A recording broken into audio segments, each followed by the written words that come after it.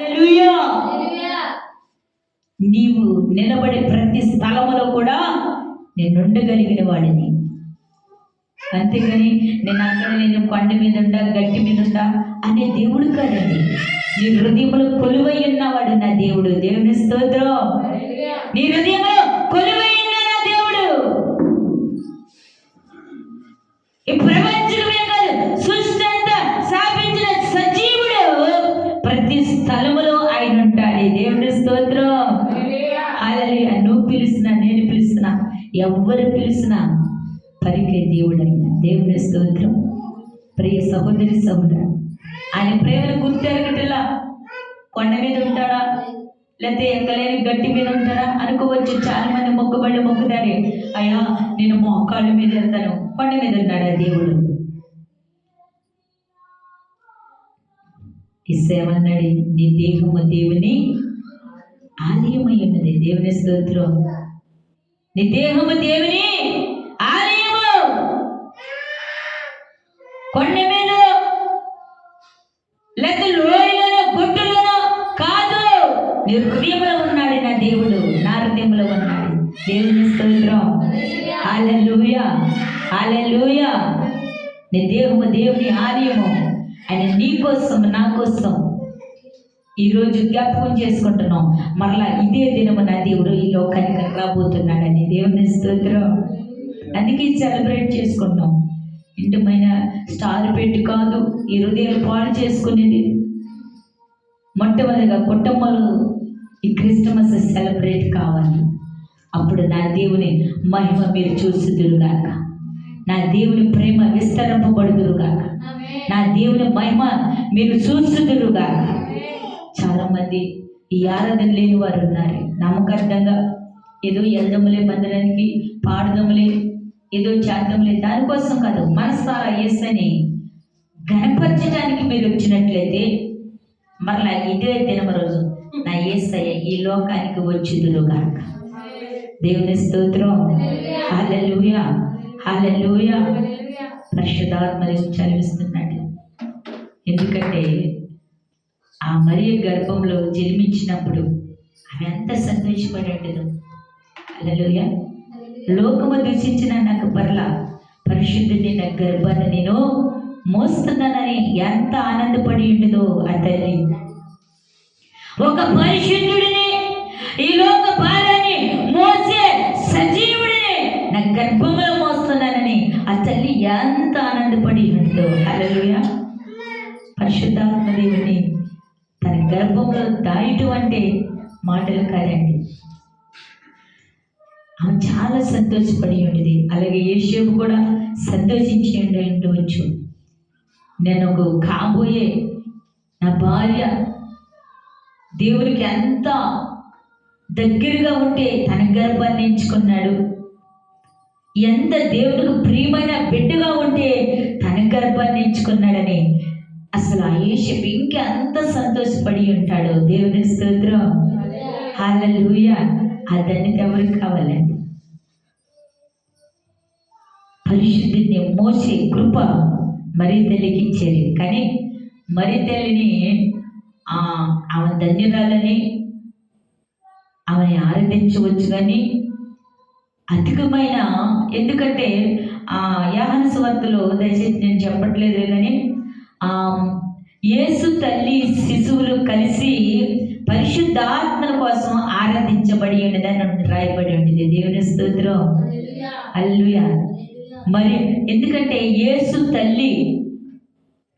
తల్లి మరియా శిశువులు కలిసి పరిశుద్ధాత్మ కోసం ఆరాధించబడ్డారని ఉండేది. మరి ఆయనకే జలం నచ్చింది కాబట్టి ఆమె ఎందుకు ఆరాధించబడాలి? ఇంకేంటి, పరిశుద్ధాత్మని నా కడుపులో మోసే కదా, నేను ఇంకా ప్రార్థించవలసిన అవసరం లేదు అని లేదు. ఏదో ఆ గర్భాన్ని ఒక గిఫ్ట్గా దేవుడు ఏర్పాటు చేసుకున్నాడు. దేవుని స్తోత్రం. అంతే. మనం చూడండి, ఆ ప్రయాణం చేసేటప్పుడు ఏ బస్సు అటు ఏదో ఒకటి బుక్ చేసుకుని వెళ్తూ ఉంటాం. అలాగే ఆ 9 మాసాలు ఆమె పరిశుద్ధమైన గర్భాన్ని దేవుడు ఏర్పాటు చేసుకున్నాడు. దేవుని స్తోత్రం. అంతేగాని అప్పుడు పరిశుద్ధాత్మ దేవుడు సెలవిస్తూ ఉన్నాడు అనమాట. ఆ గర్భం నుండి పరిశుద్ధాత్మ దేవుడు వచ్చాక ఆ తల్లి మళ్ళా ప్రార్థన చేస్తుందయ్యా, నాకు కూడా పరిశుద్ధాత్మ కావాలి, పరిశుద్ధాత్మ కావాలి. శిశువులతో కలిసి మరియా కూడా ప్రార్థన చేసినట్లుగా సువార్తలో చదివిస్తుంది. దేవుని స్తోత్రం. హల్లెలూయా, హల్లెలూయా. ఆయనని లోకానికి తీసుకుని రావడానికి ఆమె గర్భాన్ని నా దేవుడు ఏర్పాటు చేసుకున్నాడండి. గమనించండి ఈ మాటని. ఈ నెల దినాలు కూడా ఇక పాటలతో గనపరచాలి. మరి తల్లిలో గర్భంలో యేసు ప్రభులు వారు ఉన్నారు. ఈ నెల రోజులు కూడా ఇక మన పాటల ద్వారా పుట్టకోకనే లాలమ్మ లాలి పాటలు చేస్తే సందడే సందడే, ఇంకా చాలా అన్ని నిద్రపోయే పాటలు, సందడి చేసే పాటలు, గంతులు వేసే పాటలు. హల్లెలూయా. పుట్టే రోజున ఉంటుంది. అప్పుడు పుట్టే రోజున మొక్క చెక్క మొత్తం కలిపి తినేద్దాం అంటే ఏసై పుట్టాడని. హల్లెలూయా. ఏసై పుట్టే క్రితమే రంగులు వేస్తాం, అలంకరించుకుంటాం. ఏసై పుట్టక మునిపే కొత్త బట్టలన్నీ కుట్టించుకుంటాం. అన్ని ఏర్పడి ఏసై ఎప్పుడైతే భూమి మీద పడి క్యావో క్యావో క్యావో అన్నాడు, ఆ రోజు పప్పులు మొక్కలు కొత్త బట్టలు సంబరాలు మందు రొమ్ము జిమ్ అంతా. హల్లెలూయా. అంటే మీకు అర్థమైందా?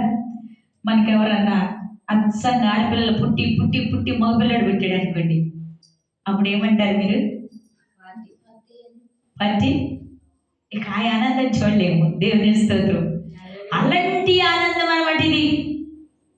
ఈ లోక రక్షకుడు వస్తున్నాడని ఆ సంబరాలు, ఆర్భాటాలు, పిండి వంటలు, మొక్క చెక్క అన్ని ఆ రోజేనమాట. యేసయ్య మన కోసం పుట్టాడు. ఆ ఒక్క రోజేనండి, తర్వాత ఉండదు ఆ ఆర్భాటం. హల్లెలూయా. మనం కూడా అంతే కదా. ఆ పుట్టినరోజు ఎంతో ఆనందం, ఆర్భాటం ఆర్భాటం.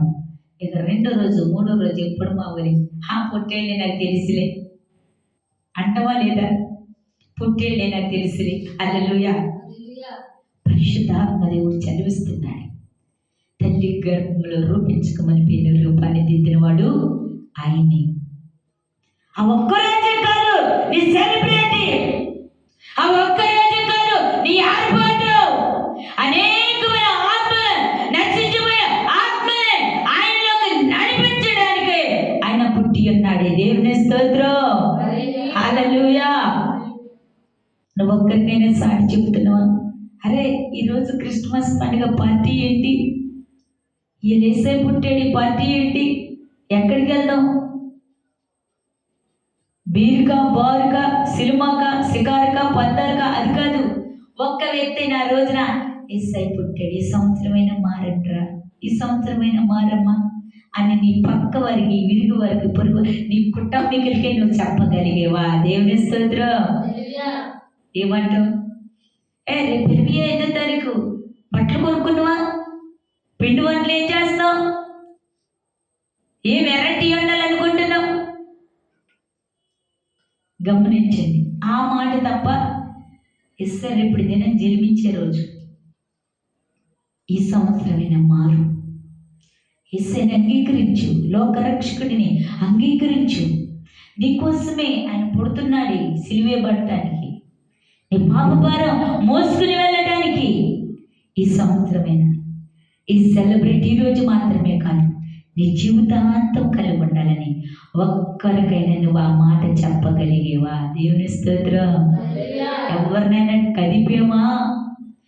మర్చిపోయేవా ఈ క్రిస్మస్ అని?